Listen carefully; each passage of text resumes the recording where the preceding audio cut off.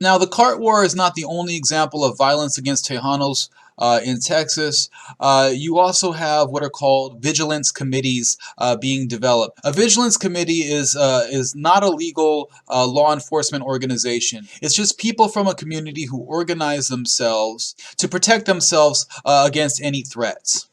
And so vigilance committees started to spring up in some of these areas in Texas where Anglo-Americans were experiencing theft. Maybe there were Mexican cattle thieves who were preying on them and their ranches.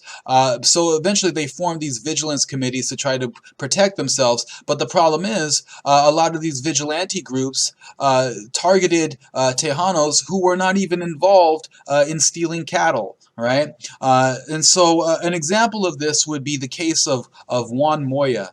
Juan Moya basically was accused of a murder and captured by a vigilante group and was executed. Him and his two sons were executed. There was no legal process. He didn't go to court, didn't go to trial, nothing like that at all. He was simply captured. There were some guns found on him, and it was assumed that he committed these murders, and so he was immediately executed by this vigilante group, only to find out later that Juan Moya was not actually responsible for those killing. The actual killers were later captured, and Moya and his two sons were pretty much murdered for no reason. And so this is just an example of Tejanos experiencing violence because of these vigilante committees, simply because they were Mexican American, right, and were falsely accused of crimes that they did not commit. Part of the reason why this happens is because there was a lack of law enforcement in some of these areas. Also, if there was law enforcement, sometimes they would just look away when these vigilante groups were committing these crimes, right? These vigilante groups were never punished for committing crimes against Mexican Americans, right, and performing this this illegal law enforcement. And finally, we'll end with looking at stereotypes of Tejanos in Texas. There were a number of different stereotypes that were applied to them. Some were racial stereotypes simply because of the way that they looked or their skin color.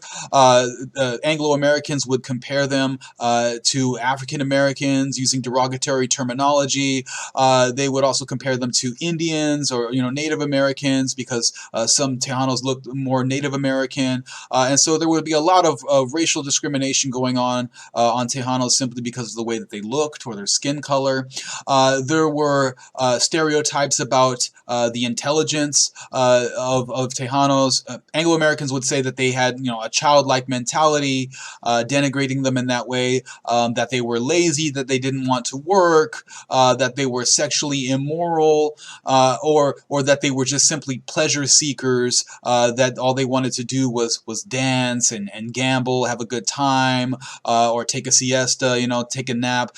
Basically, all these stereotypes were trying to imply that the Tejanos were not hard workers or that they were not industrious like the Anglo-Americans. But in the meanwhile, you have Anglo-Americans doing their best to take their land or take over their ranching industry or taking over the transportation industry that they were involved in.